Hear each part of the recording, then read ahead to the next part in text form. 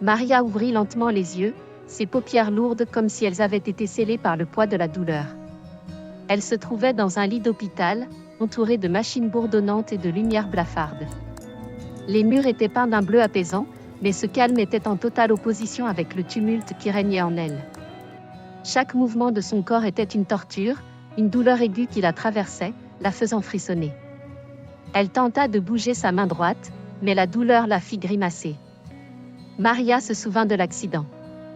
Une voiture, un bruit de verre brisé, puis le noir. Les larmes s'accumulèrent dans ses yeux, et elle se mit à pleurer, non pas seulement à cause de la douleur physique, mais d'une peur sourde qui s'installa dans son cœur. La porte s'ouvrit doucement, et le docteur Ruiz entra, son visage sérieux illuminé par la lumière du couloir. Il s'approcha d'elle avec précaution, son stéthoscope autour du cou. « Bonjour, Maria. Je suis le docteur Ruiz. Comment te sens-tu » demanda-t-il d'une voix douce, presque réconfortante.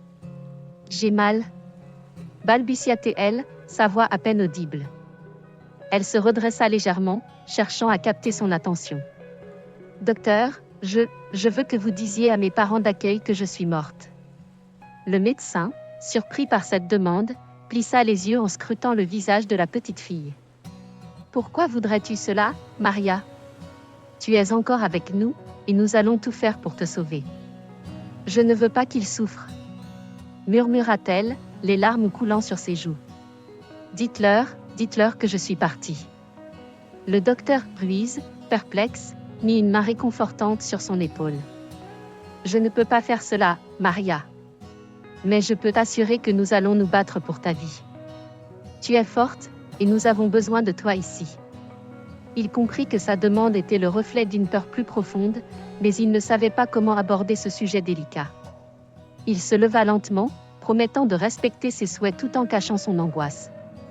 Laissant Maria seule avec ses pensées, il ferma la porte derrière lui, son cœur lourd de confusion et de chagrin. Elena et José, les parents d'accueil de Maria, étaient assis dans leur voiture, le cœur lourd. La route vers l'hôpital semblait interminable, chaque virage amplifiant leur inquiétude. Elena, les larmes aux yeux, regardait par la fenêtre, perdue dans ses pensées. « Je n'arrive pas à croire que cela nous arrive, » murmura-t-elle, la voix tremblante. « Nous devons rester forts, ma chérie, » répondit José, serrant la main de sa femme. « Maria a besoin de nous. » Il essayait de masquer son propre désespoir, mais la peur était palpable dans l'air. Ils avaient accueilli Maria dans leur foyer avec tant d'amour et d'espoir. Comment avait-il pu se retrouver dans une telle situation ? En entrant dans l'hôpital, l'atmosphère était pesante. Les murs blancs et stériles semblaient se refermer sur eux. Ils se dirigèrent vers la réception, où une infirmière leur informa que le docteur Ruiz les attendait dans son bureau. Leur cœur battait la chamade alors qu'ils avançaient, l'incertitude et l'angoisse les rendant muets. Dans le bureau, le docteur Ruiz les accueillit avec un regard grave. « Je suis désolé de vous réunir dans de telles circonstances, » commença-t-il, sa voix douce mais ferme. « Maria a été blessée dans un accident grave. » Elena se sentit défaillir à ces mots. José la soutint, son regard fixé sur le médecin, attendant des réponses qui ne semblaient jamais venir. « Elle a demandé quelque chose d'étrange. » poursuivit le docteur Ruiz, hésitant. « Elle a demandé que vous soyez informés de sa mort. » À ces mots, le monde s'effondra autour d'Elena et José. Leurs visages blêmirent, et une douleur indescriptible envahit leur cœur. « Quoi ? Non, cela ne peut pas être vrai, » s'écria José, la voix brisée. « Pourquoi ferait-elle une telle demande ?» Elena, le visage baigné de larmes, murmura « Elle ne peut pas penser cela. Elle doit savoir que nous l'aimons, que nous serons toujours là pour elle. » Le docteur Ruiz baissa les yeux, conscient que cette révélation était un choc immense pour eux. La pièce était silencieuse, chacun perdu dans ses pensées, essayant de comprendre ce que Maria pouvait ressentir. José, la mâchoire serrée, échangea un regard avec sa femme. « Nous devons la voir, tout de suite. Nous devons lui dire que nous sommes là. » Elena hocha la tête, déterminée. « Oui, nous allons lui montrer qu'elle n'est pas seule. Nous l'aimons, et nous ne l'abandonnerons jamais. » Maria, allongée dans son lit d'hôpital, fixait le plafond blanc, son esprit vagabondant entre des souvenirs heureux et des ombres du passé. Les machines bipaient doucement, mais pour elle, c'était une mélodie lointaine. Elle se remémorait les journées ensoleillées passées à jouer dans le jardin de l'orphelinat, riant avec ses amis, insouciante. Cependant, ses souvenirs étaient souvent assombris par des images de solitude et de désespoir. Elle se souvint des nuits où elle s'endormait en pleurant, espérant une famille qui ne viendrait jamais. « Pourquoi ai-je demandé ça ?» murmura-t-elle à voix basse, une larme glissant sur sa joue. Elle savait que sa demande de faire croire à sa mort était étrange, mais une peur sourde l'animait, la peur d'être abandonnée à nouveau. Elle ferma les yeux, tentant d'échapper à cette réalité. De l'autre côté de la ville, Elena et José étaient assis dans une salle d'attente, le cœur lourd. Les mots du docteur Ruiz résonnaient encore dans leur esprit. Maria a demandé que vous soyez informés de sa mort. José, les mâchoires serrées, brisa le silence. Pourquoi aurait-elle dit ça? Qu'est-ce qui se passe dans sa tête? Elena, les mains tremblantes, répondit, je ne sais pas, José.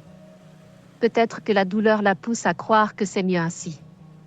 Mais nous devons lui montrer qu'elle est aimée, qu'elle n'est pas seule. Oui, mais comment? C'est comme si elle avait perdu espoir, soupira Théil, le regard perdu dans le vide. Le docteur Ruiz, inquiet pour l'état mental de Maria, se préparait à entrer dans sa chambre. Il savait qu'il devait comprendre la source de cette demande troublante. En franchissant la porte, il trouva Maria, les yeux perdus, semblant loin de cette réalité.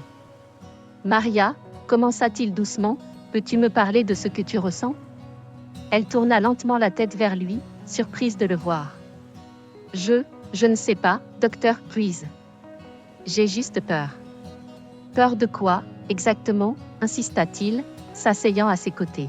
« Peur que personne ne m'aime, que je sois à nouveau seule, avoua-t-elle, sa voix à peine un murmure. Le médecin prit une profonde respiration, conscient que chaque mot comptait. « Tu n'es pas seule, Maria. Tu as Elena et José qui t'aiment plus que tout. » « Je ne suis pas certaine, » répondit-elle, la voix tremblante. Il savait qu'il devait continuer à creuser, à comprendre ces peurs profondes qui hantaient cette petite fille. Le docteur Ruiz s'assit sur le bord du lit de Maria, observant son visage, marqué par la douleur et la peur. Les machines bourdonnaient doucement autour d'eux, créant une ambiance presque surréaliste. Il prit une profonde inspiration, conscient de la fragilité de la situation. « Maria, je voudrais parler un peu avec toi, si tu le permets, » commença-t-il avec une voix apaisante. Maria tourna lentement la tête vers lui, ses grands yeux bruns remplis de larmes. « Pourquoi ?» demanda-t-elle avec une voix tremblante. « Pourquoi dois-je rester ici?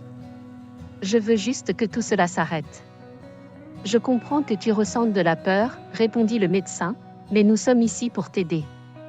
Tu es en sécurité. Peux-tu me dire ce qui te fait le plus peur en ce moment ?» Maria baissa les yeux, ses doigts jouant nerveusement avec le drap. « J'ai peur d'être abandonnée encore une fois. Je ne veux pas retourner dans un orphelinat. » Docteur Ruiz nota ces mots avec attention. « Tu sais, Maria, il est normal d'avoir peur, surtout après ce que tu as vécu. Mais je suis là pour t'assurer que tu n'es pas seule. Tes parents d'accueil, Elena et José, s'inquiètent énormément pour toi. » La petite fille leva les yeux, un mélange de confusion et de tristesse sur son visage. « Mais ils ne comprennent pas. Ils ne savent pas ce que j'ai ressenti. Parfois, les adultes ont du mal à comprendre les émotions des enfants, mais cela ne signifie pas qu'ils ne t'aiment pas. Ils veulent le meilleur pour toi, » expliqua-t-il, espérant qu'elle trouve du réconfort dans ses mots. Maria essuya une larme qui coulait le long de sa joue. « Je ne veux pas être un fardeau pour eux. J'ai déjà beaucoup souffert. » « Tu n'es pas un fardeau, Maria. Tu es une petite fille courageuse qui a besoin d'aide. Parler de tes peurs, c'est la première étape pour guérir, » encouragea le médecin. Au fur et à mesure que la conversation avançait, Maria commença à se sentir un peu plus légère. Le docteur Ruiz, observant le changement dans son expression, se leva, déterminé à aider cet enfant à surmonter ses démons intérieurs. En sortant de la chambre, il était plus que jamais conscient de la responsabilité qui pesait sur ses épaules, mais il savait aussi qu'il devait affronter ses propres secrets pour vraiment aider Maria. Elena et José passaient la nuit aux côtés du lit d'hôpital de Maria, les yeux rivés sur le visage pâle de leur petite fille. L'atmosphère dans la chambre était lourde de tristesse, chaque bip des machines résonnant comme un rappel cruel de la fragilité de la vie. José, les mains entrelacées, murmura « Je ne peux pas croire que cela arrive. Nous avons promis de toujours la protéger. » Elena hocha la tête, les larmes aux yeux. Je me souviens de son sourire, de sa joie de vivre. Comment a-t-elle pu penser à une chose pareille? Sa voix tremblait, trahissant la douleur qu'elle ressentait. Elle se rappelait des moments simples, des rires partagés autour de la table, des histoires lues au coucher. Elle a traversé tant de choses, répondit José, la voix grave. Peut-être qu'elle pense que nous ne pourrions pas survivre à sa perte. Dans la chambre voisine, Maria, bien que toujours inconsciente, percevait les murmures de ses parents d'accueil. Un sentiment de culpabilité l'envahissait. Elle avait voulu les protéger, mais à quel prix? Leur voix était une mélodie familière, mais maintenant, elles étaient teintées de désespoir. Elle se mit à regretter sa demande, se demandant si elle avait fait le bon choix. Pourquoi ai-je pensé qu'il serait mieux sans moi, pensa-t-elle, une larme solitaire roulant sur sa joue. Au même moment, le docteur Ruiz se tenait à l'écart, observant le couple. Il savait qu'il devait agir, que la vérité était essentielle pour tous. S'approchant lentement, il s'arrêta devant eux. « Elena, José, je sais que cela est difficile, mais nous devons parler.